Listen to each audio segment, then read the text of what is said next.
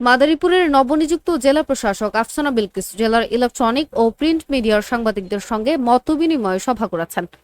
মঙ্গলবার দুপুরে জেলা প্রশাসকের সম্মেলন কক্ষে অনুষ্ঠিত এ সভায় জেলার সার্বিক উন্নয়ন কার্যক্রম, প্রশাসনিক সেবা ও গণমাধ্যমের ভূমিকা নিয়ে আলোচনা করা হয়। সভায় জেলা প্রশাসক আফসানা বিলকিস বলেন, উন্নত, স্বচ্ছ ও সেবামুখী প্রশাসন গঠনে প্রশাসন ও গণমাধ্যম একে অপরের পরিপূরক।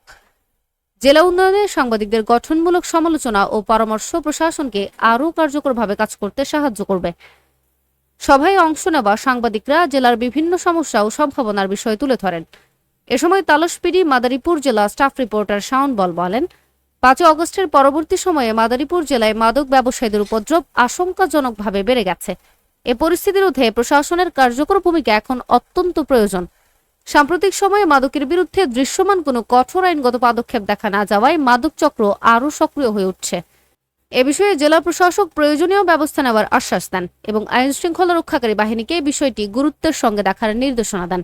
সভায় আরও উপস্থিত ছিলেন জেলা প্রশাসনের কর্মকর্তারা, স্থানীয় সাংবাদিক নেতৃবৃন্দ ও গণমাধ্যম প্রতিনিধিরা। মাদারীপুর জেলা প্রশাসনের উদ্যোগে এ ধরনের মতবিনিময় সভা প্রশাসন ও গণমাধ্যমের সম্পর্ককে আরও সুদৃঢ় করবে, এমনটাই আশা স্থানীয় সাংবাদিকদের। আমার নিজ জেলা কিশোরগঞ্জের করিমগঞ্জ উপজেলায় আমার জন্ম। আমি বিবাহিত, আমার 2টি ছেলে সন্তান রয়েছে। আমি আজকে আমার কর্মস্থলের দ্বিতীয় দিন। তো আমার মনে হলো যে মিডিয়া হচ্ছে সমাজের অত্যন্ত গুরুত্বপূর্ণ একটা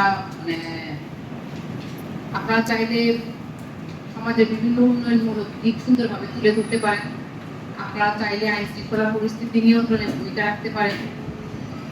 আপনারা চাইলে সমাজের অনেক ভালো করা সম্ভব।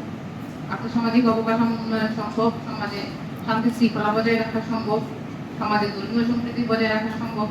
আপনারা আসলে বিশাল ভূমিকা রাখতে পারেন। আপনারা চাইলে ফেক জার্নালিস্ট যারা ফেক নিউজ যেগুলো সেগুলো অ্যাভয়েড করতে পারি আমরা।